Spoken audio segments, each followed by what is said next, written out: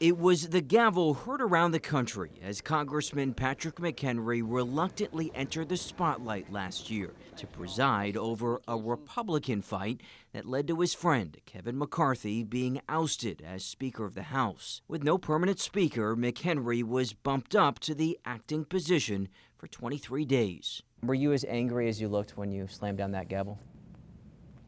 I was angry. At the absolute stupidity of that moment. McHenry says he was presented with the idea of becoming Speaker on a permanent basis, but he didn't want the top job.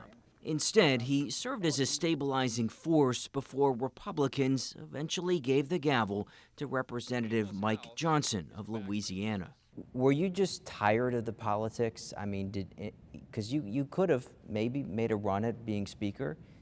Were you just sort of tired of it? No.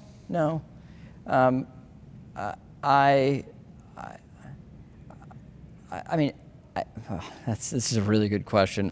I recognized that I was not fit for the moment and fit for the task required. The decision not to seek the speakership is one McHenry likely would not have made when the North Carolina Republican entered Congress 2 decades ago at the age of 29. I'm the youngest member of Congress, and with that, it's both a blessing and a curse.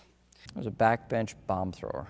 By his second term, McHenry says he realized being an agitator is not how you actually get things done in Congress. In many regards, my policy set has not shifted. The way that I've engaged, which is instead of holding out to get 90% of what I want or 100% of what I want, understand that getting 50% of what I want may be the greatest success. The bow tie wearing congressman spent much of his time in Congress here in the House Financial Services Committee room. This Congress, McHenry was chair of the influential committee, trying to insulate the committee from the drama in other parts of Congress. It's enormous power for a committee chair. And as soon as you leave this room, no one cares. You're back to your right? You're just back down to... McHenry points to the committee's work to try and put in place consumer protections and regulations for cryptocurrency as some of his proudest accomplishments. He also cites his work last year to help negotiate a deal to raise the debt limit. But he doesn't always support cross-party work. He voted against the bipartisan infrastructure law and legislation to spur domestic production of computer chips. In 2021, though, he did vote to certify Joe Biden's election victory, contrary to the majority of House Republicans. How do you feel you fit in today's Republican Party? Look, I have long had concerns about the role of China. So in that way, the president's approach on China, I desperately welcome. His leadership on economic and regulatory issues is unrivaled in my lifetime. On the social side, social issues? Look, it's a matter of emphasis.